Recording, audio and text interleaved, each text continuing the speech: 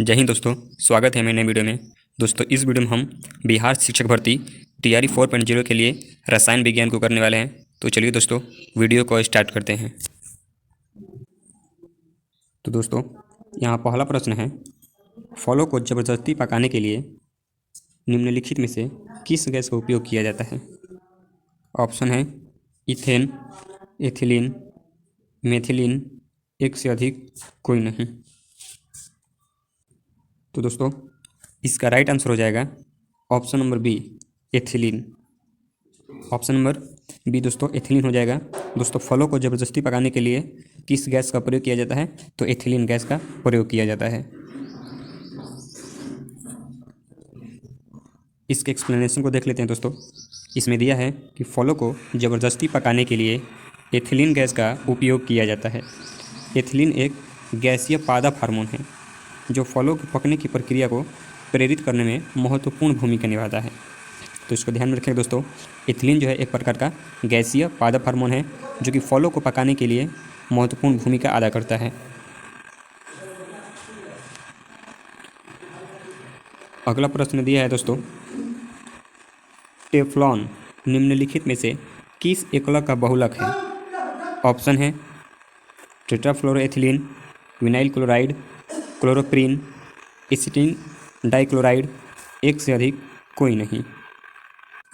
तो दोस्तों इसका राइट आंसर हो जाएगा option number A, tetrafluoroethylene. Option number A, tetrafluoroethylene इसका राइट आंसर हो जाएगा। दोस्तों टेफ्लॉन के बहुलीकरण से ही, माफ कीजिएगा, टेट्राफ्लोरोएथिलीन इसके बहुलीकरण से ही टेफ्लॉन का निर्माण होता है। इसके एक्सप्लेनेशन को भी देख लेते हैं दोस्तों। इसमें दिया है कि पॉलीटेट्रा फ्लोरोएथिलीन, जिसको शॉर्टकट में PTFE को आमतौर पर टेफ्लॉन के नाम से जाना जाता है। PTFE एक ठोस फ्लोरोकार्बन है। इसका घनत्व 2.2 ग्राम प्रति सेंटीमीटर क्यूब होता है एवं इसका गलनांक लगभग 227 डिग्री सेल्सियस होता है।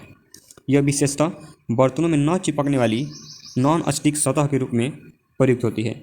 ये दोस्तों बर्तनों में न चिपकने वाली सतह के रूप में प्रयुक्त होती है। इसका अर्थ यह है दोस्तों कि इसके प्रयोग से यदि बर्तनों को बनाने में इसका प्रयोग किया जाता है तो बर्तनों में कोई दूसरी पदार्थ जो है चिपकेगी नहीं।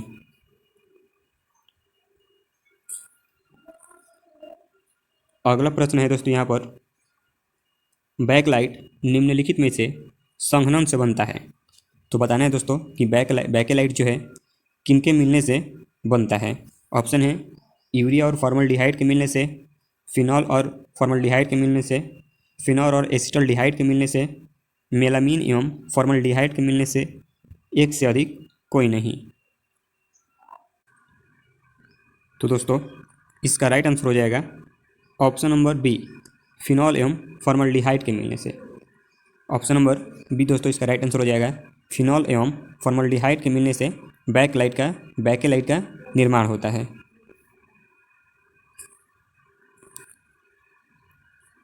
इसके एक्सप्लेनेशन को देख लेते हैं दोस्तों। इसमें दिया हुआ है कि बैकेलाइट एक आरंभिक प्लास्टिक होता है। इसका रासायनिक नाम पॉलीऑक्सी बेंजाइल मेथिलीन ग्लाइकॉल एनहाइड्राइड होता है। इसका रासायनिक नाम दोस्तों पॉलीऑक्सी बेंजाइन मेथिलीन ग्लाइकॉल एनहाइड्राइड होता है।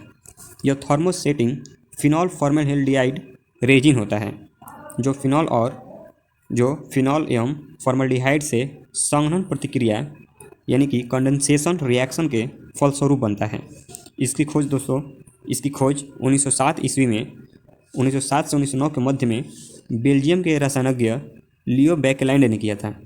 इसको ध्यान में रखिएगा दोस्तों, इसका निर्माण लियो बैकेलैंड ने किया था। अगला प्रश्न दोस्तों यहाँ पर, ट्राइग्लिसराइड क्या है। ऑप्शन है प्रोटीन, कार्बोहाइड्रेट, वसा, खनिज, एक से अधिक कोई नहीं।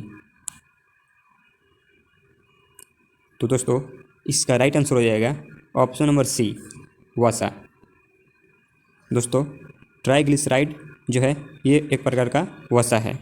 साथ ही दोस्तों मैं आपको हर एक वीडियो में बोलता हूँ कि यहाँ पर साइड में आंसर जो है दिया रहता है, लेकिन आप हर एक प्रश्न का आंसर खुद से करने का प्रयास कीजिए ताकि आप सब लोगों का अभ्यास हो सके। यहाँ पर एक्सप्लेनेशन में दोस्तों दिया हुआ है कि ट्राइग्लिसराइड शरीर में पाए जाने वाले वसा का एक प्रकार है।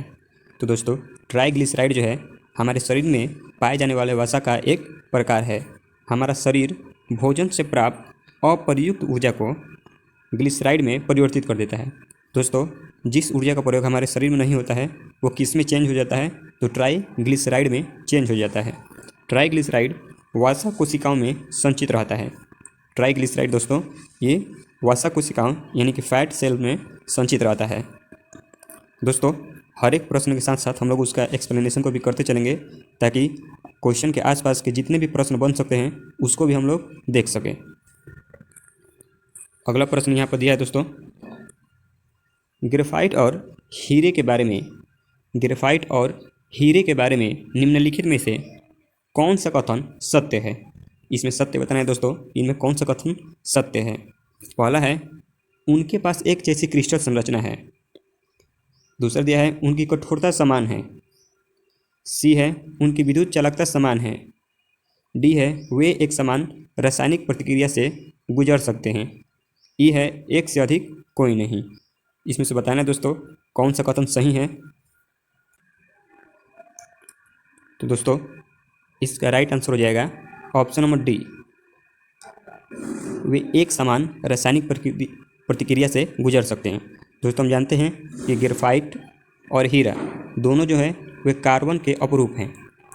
दोस्तों ग्रेफाइट और हीरा जो है वे कार्बन के अपरूप हैं, तो इसलिए दोनों का जो संकेत होगा वो सी होगा। सी यानी कार्बन, दोनों का संकेत हम सी लिख सकते हैं कार्बन, जिस वजह से इसका जो रासायनिक गुण है वो समान रहेगा।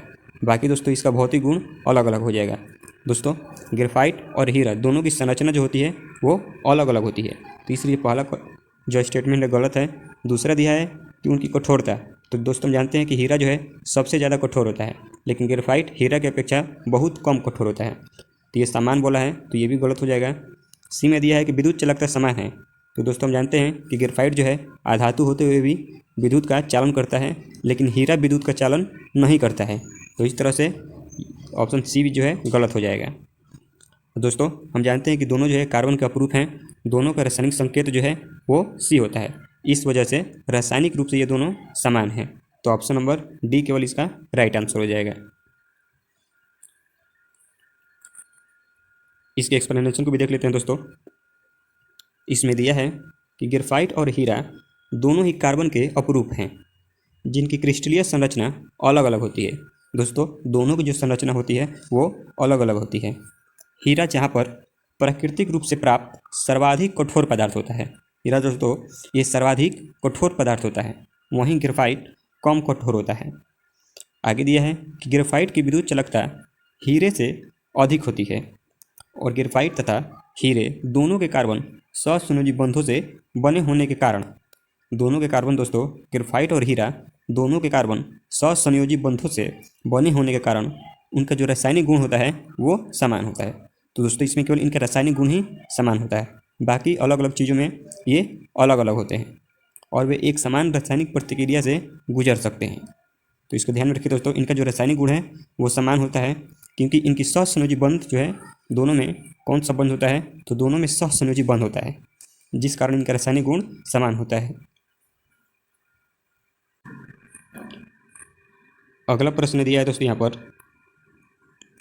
पुलिस द्वारा नशे में गाड़ी चलाने वाले को सांस के जांच के लिए फिल्टर पेपर पर क्या होता है।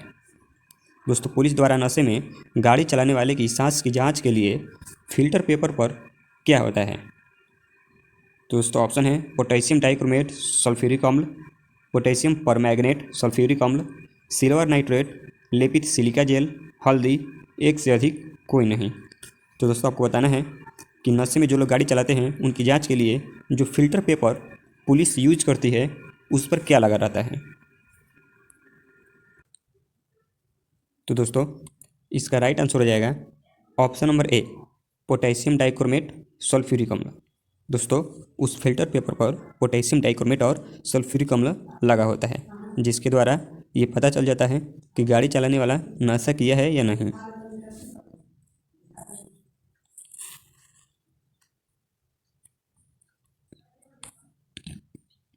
इसके एक्सप्लेनेशन को भी देख लेते हैं दोस्तों। यहाँ पर दिया हुआ है कि पुलिस द्वारा नशे में गाड़ी चलाने वाले की सांस की जांच के लिए ब्रीथ एनालाइजर नामक उपकरण का प्रयोग किया जाता है। इस उपकरण के माध्यम से किसी संदेहास्पद व्यक्ति द्वारा छोड़ी गई सांस को पोटेशियम डाइक्रोमेट और सल्फ्यूरिक अम्ल के विलयन से गुजारा जाता है। ब्रेथलाइजर में लाल भूरा पोटेशियम डाइक्रोमेट विलयन जो है अल्कोहल से प्रतिक्रिया कर हरे रंग में बदल जाता है। अल्कोहल से प्रतिक्रिया करके दोस्तों हरे रंग में बदल जाता है। इस हरे रंग की तीव्रता के माध्यम से छोड़ी गई सांस में अल्कोहल की मात्रा का अनुमान लगाया जा सकता है। अब इस हरे रंग के द्वारा दोस्तों अल्कोहल की मात्रा का अनुमान लगाया जा सकता है। अगला प्रश्न है दोस्तों, घरेलू ईंधन के रूप में प्रयुक्त एलपीजी में मुख्यतः होता है। तो इसमें बताना है दोस्तों, जो घरेलू ईंधन के रूप में हम एलपीजी का प्रयोग करते हैं उसमें कौन सा गैस मुख्य रूप से होता है।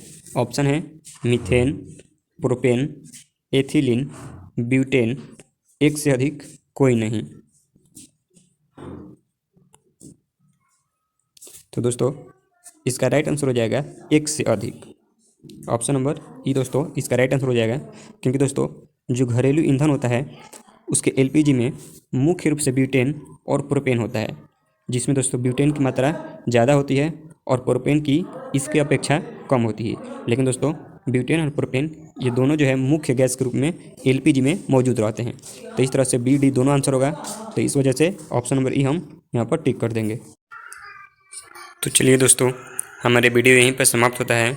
दोस्तों मिलते हैं अपने अगली वीडियो में, तब तक के लिए धन्यवाद।